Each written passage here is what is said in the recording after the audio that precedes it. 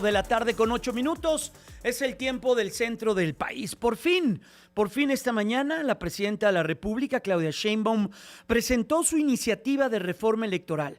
10 puntos, 4 ejes que son principalmente pues, la manera en la cual va a abordar esta discusión. La elección de la representación proporcional del Congreso de la Unión, reducir el costo de las elecciones, una mayor fiscalización y fortalecer los mecanismos de democracia directa y participación. Los 10 puntos de esta iniciativa los vamos a analizar a detalle con mi siempre querido y colaborador de este espacio, Arturo Sánchez Gutiérrez. Arturo, ¿cómo te encuentras? Muy buenas tardes. Buenas tardes, mi querido Jaime. Pues con mucho trabajo analizando lo que se dijo, lo que se escribió, lo que se circuló.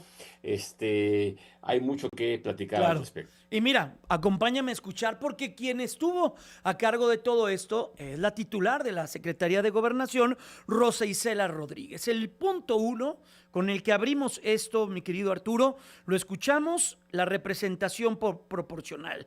Los diputados electos, los distritos, todo lo que está en ese sentido, las circunscripciones, vaya, todos esos términos lo refirió de esta manera la Secretaría de Gobernación.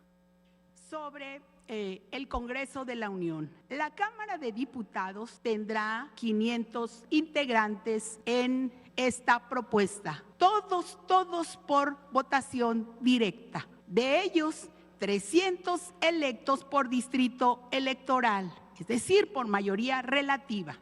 200 diputaciones mantienen la misma fórmula de representación proporcional prevista en la actual Ley General de Instituciones y Procedimientos Electorales. ¿Qué es lo que cambia? De estas 297 candidatos que no resultaron ganadores, pero obtuvieron los mejores resultados de su partido, y 95 de votación directa por circunscripción y por partido político, eligiendo siempre un hombre y una mujer. 8 que serán de mexicanos residentes en el extranjero. Por su parte, la Cámara de Senadores se integra por 96 senadurías, 64 de mayoría relativa y 32 de primera minoría. Arturo, ¿qué decir de esto?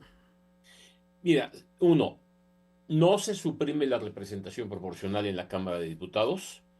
2, se reparten los diputados de representación proporcional de una manera diferente. Y aquí es en donde lo que buscaba la presidenta se confirma. Van a llegar a la Cámara de Diputados 97 que no ganaron, pero que tuvieron buena votación de todos los partidos. Y eso quiere decir que van a ser votados. Hay un cambio ahí. Y segundo, 95 más al viejo estilo de la representación proporcional que conocemos. Lo que no nos dice la ley es cuáles y cuántos y con qué condiciones va a hacerse eso. Habrá que esperar a la letra chiquita de la ley. Lo mismo con los 8 que serán residentes en el extranjero. En donde sí hay un cambio estructural es en la Cámara de Senadores, porque se elimina la representación proporcional. Esto obviamente favorece a las mayorías electas, porque ahí sí prevalece la primera minoría. Entonces, los 2 partidos más fuertes son los que se llevarán, en términos generales, el Senado.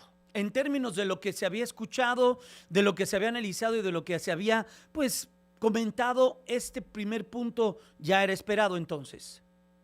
No de esta manera en particular, por los 97 y los 95, eso no lo sabíamos, pero sí había un reparto distinto. Lo que sí creo que es importante decir es que se mantienen los 200 y son electos por el sistema de representación proporcional. Por eso la presidenta insistía y no entendíamos cómo, que se van a aceptar a las minorías, que hay espacio para las minorías, pero ahora nos lo dicen de que sí van a entrar en una forma de reparto distinto de representación proporcional, Claro. pero no tenemos claro todavía cuál es la forma. Yo tengo 4% de la votación. ¿En dónde entro? ¿En los 97, en los 95? ¿Entro en las dos? ¿De qué manera? Esos detalles estarán en la ley que todavía no conocemos. Reducción del gasto, Arturo. En cuanto a la reducción del gasto, esto fue lo que señaló Rosa Isela Rodríguez. En cuanto a la reducción del gasto, se propone un decremento del 25% en el costo total de las elecciones. Esto es con una reducción a los recursos del INE, de los partidos políticos, de las OPLES y tribunales electorales. También se disminuyen los sueldos y bonos de consejeros y altos mandos del INE, en apego a lo dispuesto por el artículo 127 constitucional, que nadie puede ganar más que la presidenta de la República. Por supuesto, se elimina la duplicidad de funciones en los órganos electorales. Se reduce el gasto del Congreso Federal y congresos locales. También se baja el número de regidurías. Esto conforme a la población de cada municipio, hasta un máximo de 15 posiciones. Arturo. Mira, mi querido Jaime, 25% no sabemos si es en cada una de estas instituciones, INE, partidos, OPLES y tribunales electorales. Pareciera que sí. Yo lo que te puedo decir es que reducir 25% del costo de las elecciones suena mucho a reducir la estructura del INE. Y reducir la estructura del INE no hay forma de hacerlo sin tocar al servicio profesional electoral. Y eso es, sí, para mí grave. ¿Por qué creo que va por ahí? Porque Pablo Gómez sí dijo que había que contar con estructuras temporales, no permanentes, como las tiene hoy el INE. Y son las estructuras justamente que conforman el servicio profesional electoral. Lo demás, Jaime, mira, perdóname que lo diga con estas palabras, puro rollo. Eso de que los salarios de sueldos y bonos de los funcionarios del INE, eso ya está en la ley. Ya ninguno gana, salvo los que están amparados y que son pocos ya. Nadie gana más que el presidente de la República en estos momentos. La duplicidad de funciones, pues habrá que ver qué funciones le quitan a los OPLES y qué funciones le quitan al INE para saber cuáles son, en dónde estaban las duplicidades. Por experiencia te puedo decir que nos coordinábamos muy bien con los OPLES desde el INE y que cada quien hacía funciones distintas. No había duplicidades, pero vamos a ver cómo lo traducen. Se reduce el gasto del Congreso. Pues sí, va a haber 32 senadores menos.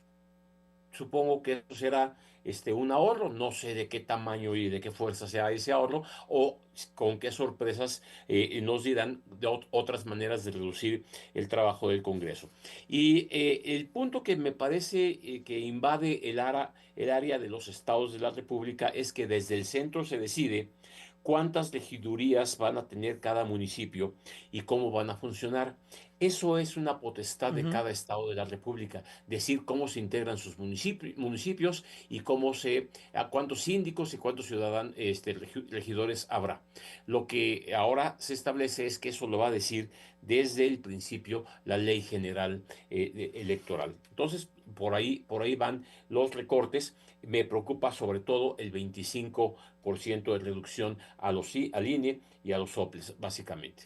La fiscalización, Arturo, se habló de esta manera. En el otro punto, mayor fiscalización de los recursos. En ello, el INE tendrá acceso de manera oportuna a las operaciones financieras de partidos y personas candidatas. También se prohíben aportaciones en efectivo. Los recursos se manejarán dentro del sistema financiero. Por supuesto, el uso de las tecnologías en la fiscalización de los recursos. Arturo. Lo único que me parece a mí importante es el hecho de el uso de tecnologías para la fiscalización. Eso habrá que ver cuáles tecnologías y de qué manera. Las aportaciones en efectivo ya están prohibidas en la ley, Jaime. No es una novedad. Y que el INE tiene acceso a los recursos dentro del sistema financiero de los partidos políticos, ya lo tienen. Te doy un ejemplo. cuando fiscalizábamos desde el INE, teníamos acceso a todas las cuentas de cheques de todos los partidos, a todos sus ingresos y todos sus egresos. Ahí no está el problema. Ujú. El problema está en el dinero que no entra al sistema bancario. Y ese es el que es difícil de perseguir. Desde luego que tener acceso oportuno a las operaciones financieras de partidos y candidatos es un tema muy importante. Pero a ver, eso ya se tiene. Lo único que tendría que tener el INE es más músculo y más fuerza para imprimir sanciones a quienes no abran sus cuentas para darle la información completa al INE, o que, por otro lado, la Comisión Nacional Bancaria y de Valores no le entregue al INE a tiempo la información Ujú. para ver los movimientos bancarios de los partidos, o que los mismos partidos no suban al sistema que ya existe en el INE sus operaciones financieras. Ahí lo que se requiere es fuerza del Instituto Nacional Electoral para hacer eficiente lo que ya está en la ley. Perfecto. Arturo, voto en el extranjero. Del voto en el extranjero, por votación de los 8 candidatos o los 8 diputados migrantes, se facilita el voto a la población de mexicanos residentes en el extranjero. ¿Ahí qué? Mira, lo que es importante ahí es ver si se van a aceptar formas más amigables para el voto y menos condicionantes para que se pueda votar.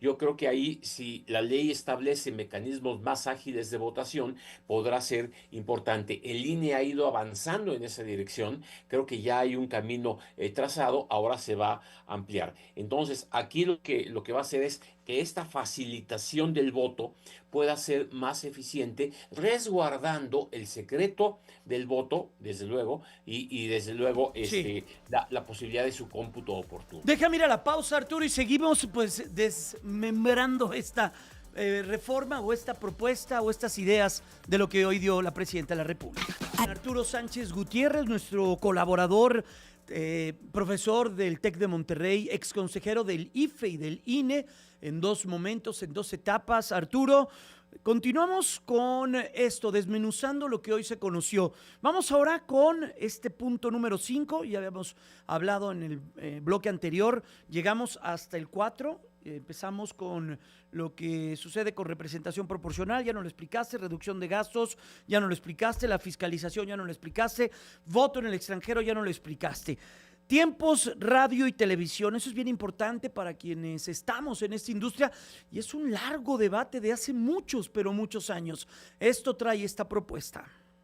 En relación con los tiempos de radio y televisión, se reducen estos tiempos de 48 a 35 minutos diarios por emisora en periodo electoral. Arturo. Se mantiene el principio de que todas las emisoras, radio y televisión, son obligadas a transmitir ahora 35 minutos diarios. El cambio es Jaime. Uh-huh. Con 48 minutos diarios nos tocan aproximadamente 144 spots de 20 segundos durante el día, durante cada día. Es decir, tocan a 8 spots por hora entre las 6 de la mañana y la medianoche. El cambio es que en lugar de ser 8 spots por hora, van a ser 6 spots por hora. Quiere decir que se disminuyen los tiempos, pero se mantiene la spotiza. Es decir, sigue habiendo 6 spots por hora, entonces no hay forma de que estés oyendo una estación de radio o prendiendo la televisión abierta en cualquier lugar y te encuentres con un spot de un partido político o de una autoridad electoral, porque estos spots son para ambas instituciones, partidos y autoridades electorales. Fíjate que pensé que era más significativo el cambio y pues ya viéndolo así, analizándolo, pues no está, es cuestión de no números, es tanto, ahí. ¿eh? Sí, pues sí, ya lo veo. A ver, un tema que no sé cómo le vayan a hacer. Es muy complejo lo que tiene que ver con la inteligencia artificial, granjas de bots y todo lo que hoy ya sucede en el ámbito, pues, de las redes sociales y de las comunicaciones políticas y no políticas. Así lo dijo. Sobre la inteligencia artificial, se propone la regulación del uso de inteligencia artificial y prohibición de bots y otros mecanismos artificiales en las redes sociales. Esto en relación con las elecciones. Arturo. Bots significa gente pagada o contratada por algún organismo para hacer comunicaciones. Mecanismos artificiales, robots que hagan este tipo de trabajo. ¿Cómo meterse y controlar eso en las redes sociales? Tienes razón, Jaime, es muy difícil de buscar un mecanismo que controle y elimine este tipo de cuestiones. La inteligencia artificial es otra cosa. Es hacer, por ejemplo, un promocional o un spot que circule en redes sociales hecho y fabricado con voces artificiales, con inteligencia artificial, sin personas realmente existentes, sino con todo este tipo de mecanismos técnicos que tenemos hoy en día. Francamente, Jaime, no sé cómo lo van a regular. Creo que es importante, sí, contabilizar lo que cuesta, porque son parte de las campañas, para que sea fiscalizable. Veremos qué dice la ley al respecto. Bueno, pues ahí no la tienen sencilla, mi querido Arturo, a ver cómo le hacen con un tema de inteligencia artificial y que también, hay que decirlo, muchos del partido gobernante y de la coalición utilizan bots, como todos, pero Como luego todos. se dan golpes de pecho y, ay, no, que estos de la derecha y de quién sabe qué utilizan bots, utilizan todos bots. Y luego también hemos visto que muchos utilizan este tipo de granjas y de este tipo de cosas. Hay que ver nada más las redes sociales cómo se ponen en ocasiones. Bueno, el séptimo punto, cómputos distritales. Ahí creo que es bien interesante, Arturo, y tú has hecho un análisis importante de ello. Lo dijo así Rosy Cela Rodríguez. También los cómputos distritales iniciarán al término de la jornada electoral, con los cuales quedan fuera los PREPs y se va directamente a los resultados preliminares oficiales. Ya no va a haber PREPs entonces. ¿Esto qué significa, Arturo? Mira, Jaime, esto me preocupa mucho por lo siguiente. Para hacer el cómputo distrital, que se hace el miércoles actualmente después de la jornada electoral, se recorren una serie de etapas. Primero, se garantiza que los paquetes electorales de todas las casillas lleguen al distrito. Cuando llegan al distrito, se establece un cómputo rápido para establecer que no haya causales de conteo total, que no se tengan que contar todos los votos porque hubo una distancia de menos de 1% entre primero y segundo lugar y temas como esos. Y ya que está todo esto con los partidos, habiendo revisado sus actas, se discute qué paquetes electorales se abren o qué paquetes electorales no se abren. Y de esta manera, el miércoles tenemos el cómputo distrital. ¿Por qué no nos preocupaba que fuera el miércoles? Porque existía el PREP. Para que no se dijera, no, es que de aquí al miércoles me cambiaron los resultados. No, no, no, no. El mismo día de la jornada había un PREP que lo garantizaba. Ahora eliminan el PREP y se mueve el cómputo al mismo día de la jornada electoral. Quiere decir que habrá que esperar en la noche de la jornada electoral a que lleguen todos los paquetes al distrito, que no sé a qué hora será, podrían ser 3, 4 de la mañana, y ahí empezar a hacer el cómputo, ahí decidir y revisar actas para hacer todo este tipo de asuntos. Y nos vamos a pasar desde que cierran las casillas hasta que termina el cómputo distrital sin ninguna información O sea que se electoral. acabaron esos programas de las 8 de la noche en los canales de televisión y en las estaciones de radio para analizar el PREP y vamos a estar con casas encuestadoras. Yo creo que básicamente vamos a estar en casas encuestadoras. Uy, pues qué difícil y qué riesgoso, ¿no? Porque Sí. tú vas a tener una casa encuestadora que va a decir, ganó Chuchito. Y Chuchito va a salir y en el hotel del centro histórico va a decir, yo gané. Y en realidad no ganó.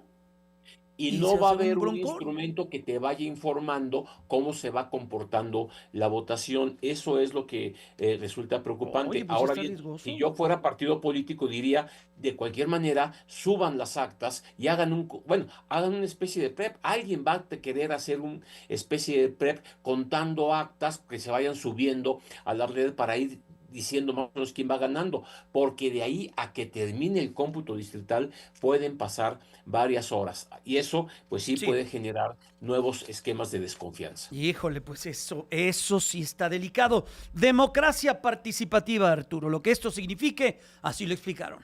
También aquí se contempla la ampliación de la democracia participativa en estados y municipios, no solo a nivel federal. Y, por supuesto, aquí se permite el uso de tecnologías como el voto electrónico para los instrumentos de democracia participativa. Arturo. A ver, lo que se dijo en la mañanera es que todo lo que es referéndums, plebiscitos, consultas populares, la revocación de mandato, todo eso se va a ampliar, se va a facilitar. ¿Cómo se puede facilitar? Pues primero deben encontrar un camino para que no sean tan caros, porque son otras elecciones. Ujú. Hay que ver en qué momento las hacen y de qué manera logran esas economías. Pero aquí lo que se dice es que esto sea válido para estados y municipios, no nada más para la federación. Esto es muy interesante porque entonces los estados podrán hacer este tipo de prácticas para tomar algunas decisiones. Qué bueno que se meta el voto Sí. electrónico para estos instrumentos. La única cosa es que se den las garantías de que van a ser utilizados correctamente. Nepotismo, desde esta propuesta, lo que ha intentado también, lo que ha hablado la presidenta de la República, incluso a través de su partido político, pues se aborda y se reitera este tema del nepotismo. Y se dice así. Reiterar lo aprobado en la Constitución y que es parte de esta reforma electoral. Los cargos de elección popular no pueden ser heredados a familiares, cónyuges, hijos, hermanos, es decir, no al nepotismo. Pues va por ese sentido, ¿no? Por lo que, pues una idea que tiene Morena y que, bueno, pues también es muy saludable para la democracia, ¿no, Arturo? Desde luego, mira, los cargos no se heredan, la candidatura es la que se hereda. Aquí hay un problema teórico muy importante, no es el momento para discutirlo, pero esto ya está en la ley. Ujú. Esto ya está en la Constitución. Entonces, esta no es una novedad, simplemente se va a regular seguramente en las leyes secundarias de la reforma electoral. Arturo, por último, y esto desde que yo era chiquito decían no reelección, pero bueno, luego hubo una reelección y que era buena por lo que significa para quienes quieren volver a tener el voto y la cercanía y continuar con políticas públicas. Se dijo así. El otro que es muy importante sobre esta reforma es la no reelección. Se prohíbe la reelección consecutiva que ya está aprobada en la ley, que ya está aprobada, pero es parte de esta reforma y la queremos reiterar. Se prohíbe la reelección consecutiva inmediata en todos los cargos de elección popular a partir de 2030. Arturo. Esto ya está en la ley, como lo dice Isela, no hay más que decir, simple y sencillamente se va a aplicar lo que ya dice la ley. Por eso es una reiteración y nada más. ¿Por qué a partir de 2030 y no a partir del 27? Eso ya es decisión política por parte de este gobierno. Arturo, en 40 segundos, ¿qué te deja lo que leímos el día de hoy y lo que acabas de analizar? Un sinsabor muy grande en materia de la reducción de recursos para el Instituto Federal Electoral y otra vez me dejó ayuno de mucha información que me va a explicar cómo van a aterrizar esto y hasta dónde se van a afectar algunos intereses y derechos ciudadanos o no. Esa redacción final no la conoceremos sino hasta el lunes que la presidenta mande la iniciativa al Congreso de la Unión. Y decir que sigue la discusión con el Partido Verde Ecologista de México y el PT, que no está de acuerdo con algunos de los puntos que aquí se establecen. Básicamente la reducción del financiamiento partidista. Pues Arturo, qué gusto. Por fin se nos hizo hablar de la reforma electoral tantas semanas, pero mira, lo abordamos a profundidad y siempre agradecido de tu tiempo. Arturo, te abrazo, cuídate mucho y ya vemos el lunes cómo se va a plantear todo esto. Cuídate, abrazo. Saludos al auditorio. Gracias, es Arturo Sánchez Gutiérrez. Regreso.